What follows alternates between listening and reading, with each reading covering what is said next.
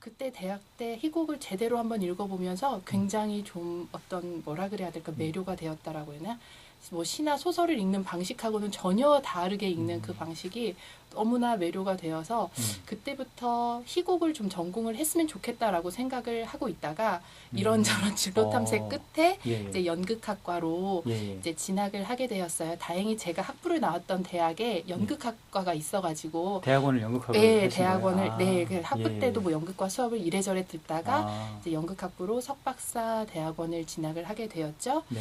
저는 이제 석박사는 이제 한국 그 이제 대학에서 하게 되었는데 사실 박사 과정을 수료한 이후에 학교에서 이제 막 강의도 시작할 때였고 이제 논문도 준비를 하던 시점이었던 것 같아요. 그때가 2010년이었는데 그때 좀 약간 운명 같은 일이 벌어진 것이 그때 2010년에 시어터 올림픽이라고 혹시 기억을 하실지는 모르겠지만 그런 행사가 있었어요. 그래서 그 시어터 올림픽의 부대 행사 중에 하나가 그 이제 국제 컨퍼런스가 하나가 있었는데 그 행사의 실무를 제가 주관을 하게 되었었어요. 예, 그때 저희가 뭐 유럽, 미국, 일본 이런 이제 그 세계 저명한 연극학자들을 모시고 컨퍼런스를 했었던 이제 기회가 있었는데 제가 담당자이다 보니까 이제 어쩔 수 없이 내지는 즐겁게 이렇게 이제 그분들하고 좀 친해지고 뭐 밥도 먹고 공연도 함께 보고 귀인들을 많이 만나셨군요. 네.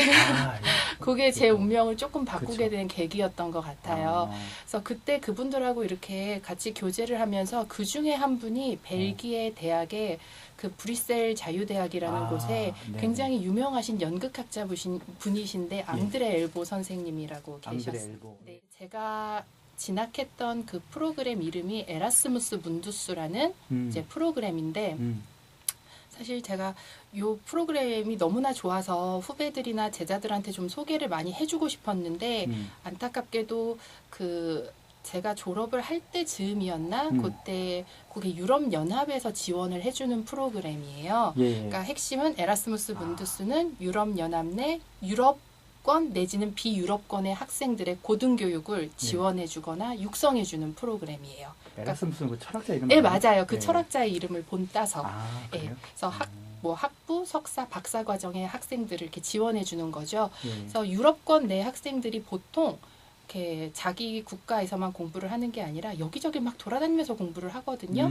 그러니까 그렇게 할 수 있는 것이 이제 에라스무스 문두스 프로그램 때문인 거죠. 그래서 비유럽권 학생들에게도 그런 제도가 열려 있었는데 그곳에서 다양한 유럽권의 어떤 공연들을 많이 볼 수 있는 기회가 있었고 저 또한 이 에라스무스 문두스 때문에 여러 국가를 이제 헤집고 다니면서 좀 공부를 할 수 있는 기회가 있었어요. 그래서 좀 유럽 연극에 좀 눈을 뜨는 계기 그리고 뒤에 다시 얘기를 하게 되겠지만 다큐멘터리 연극을 이제 뭐라 그럴까 연구하고 뭔가 관심을 두게 되는 계기가 그때 생겨났던 것 같아요. 그렇게 이제 뭐 공부했던 경험이 이제 있었고요. 유럽의 어떤 그 사실 유럽의 거의 대부분의 대학들은 그러니까 연극학교가 아닌 대학들은 이론 수업을 해요. 그래서 뭐 제작을 한다거나 이런 것들의 어떤 부분이 굉장히 적긴 한데 이들에게 선생님들이 꾸준히 이제 강조하시는 점은 제작 어떤 작품을 올리는 것보다 다양한 경험을 하는 것 외부든 학교 내부에서든 뭔가 끊임없이 네가 좋아하는 것들을 계속 경험하게 함으로써 그 어떤 그 뭐랄까 다양한 경험을 노출시켜 줄 수 있는 방법들을 고민을 하시는 것들을 많이 보았던 것 같아요. 네, 지금 학생들은 제작에만 막 이렇게 목숨을 걸고 사실 저도 교육을 하는 입장에서 조금 학생들이 제 수업 오면 자는 학생들도 많아요.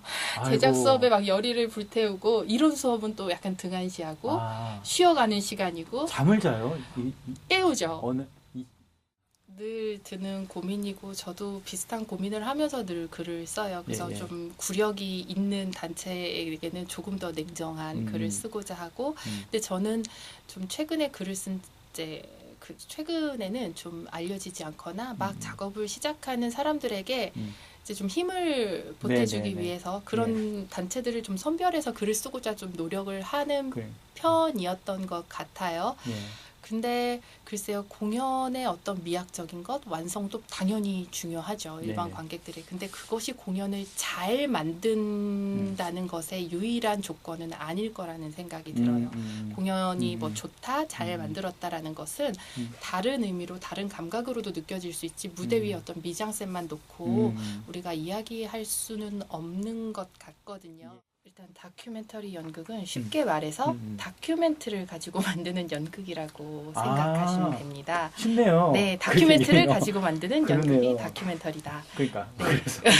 그런데 이 다큐멘트가 그럼 이제 뭐냐는 네네네네. 질문을 받게 우리 되잖아요. 사실 TV 다큐멘터리 많이 보잖아요. 그렇죠, 그렇죠. 그죠? 예. 맞아요. 그 TV의 다큐멘터리도 많이 있고요. 영화도 있고. 그렇죠, 그렇죠. 예. 네, 근데 그 다큐멘터리가 뭐야라고 설명을 하면, 그게 뭐지? 그러니까 설명하기가 현실과 나네요. 그러니까 꾸며지지 않은. 그러니까 우리가 쉽게 개념으로는 네, 논픽션이라고 해야 되나요? 네, 약간 네. 그런 관점에서 이해를 하게 되는데. 네. 예. 꾸며지지 않는다라고 보면 현실의 모든 것이 그럼 연극화될 수 있다는 것인지, 그럼 일단 무대 위에 들어오는 순간 네. 그 어떤 꾸며질 수밖에 없잖아요. 네. 연출가에 의해서 그렇죠. 뭐 해석되어질 예를 들어서 수밖에 뭐 조명도 없고. 해야 되고 네, 뭐 또 그렇죠. 분위기도 잡아야 되고 그러니까. 그렇죠. 예, 예. 그러다 보면 그럼 이건 다큐멘터리에 가짜가 개입을 하게 되는 거잖아요. 허구가 개입을 하게 되는 거잖아요. 그럼 이게 다큐멘터리인가 아닌가라는 이제 헷갈림이 발생을 할 수가 있는 거예요. 근데 사실 다큐멘터리는요, 모두 다 허구예요. 이걸 가짜하고 혼동하지 않으셨으면 좋겠는데, 가짜를 이야기하는 것이 아니라 네네네. 허구라는 사실을 허구. 수용을 일단 먼저 해야 될 것 같아요. 허구라는 것은 잘 지어낸 이야기와 같아요.